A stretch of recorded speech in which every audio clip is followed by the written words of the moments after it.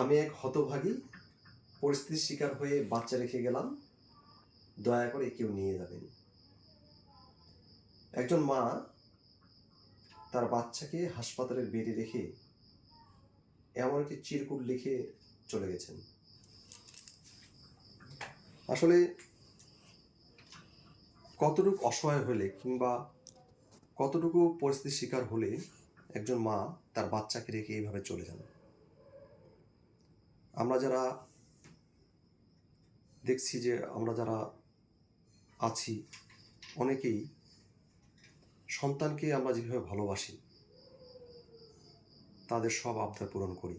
সে মাও হয়তো চেয়েছিলেন সন্তানকে ভালোবাসতে, তার সব আবদার পূরণ করতে, কিন্তু আসলে কোনো কারণে পারেননি।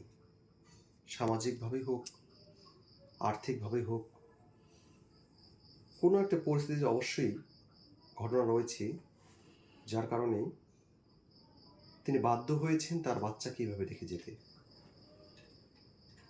ইতিমধ্যেই দিনাজপুর মেডিকেল কলেজ হাসপাতালে সে বাচ্চাটাকে দত্তক নেওয়ার জন্য অনেক অভিভাবক এসেছেন এবং বিকেল পর্যন্তই এই সিরিয়ালটি, দত্তক নেওয়ার সিরিয়ালটি 200 পার করেছে। মানে একজন মা তার বাচ্চাকে রেখে গেছেন আর 200 মা ওই বাচ্চাটার মা হওয়ার জন্য এসেছেন। অনেক মানুষ আছেন নানান কারণে তাদের বাচ্চা হয় না। এখন এই সমস্যাটা অনেকেরই। যাদের বাচ্চা হয় না তারাই বোঝেন আসলে এই বেদনা কতটুকু। হয়তোবা সেই বেদনা লাঘব করতে কোনো বাচ্চা তাকে মা বলে ডাকবে, এই মা ডাক শোনার জন্য তারা এসেছেন। এই বাচ্চাটি অবশ্যই কারো না কারো কাছে যাবে, সন্তান হিসেবে লালন পালন হবে, মানুষ হবে।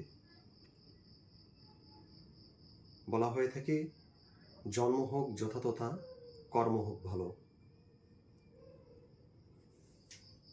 আশা করব অবশ্যই সৃষ্টিকর্তা সে বাচ্চাটির কর্ম ভালো করবে এবং বাচ্চাটি একদিন অনেক বড় হবে, সবার মুখ উজ্জ্বল করবে।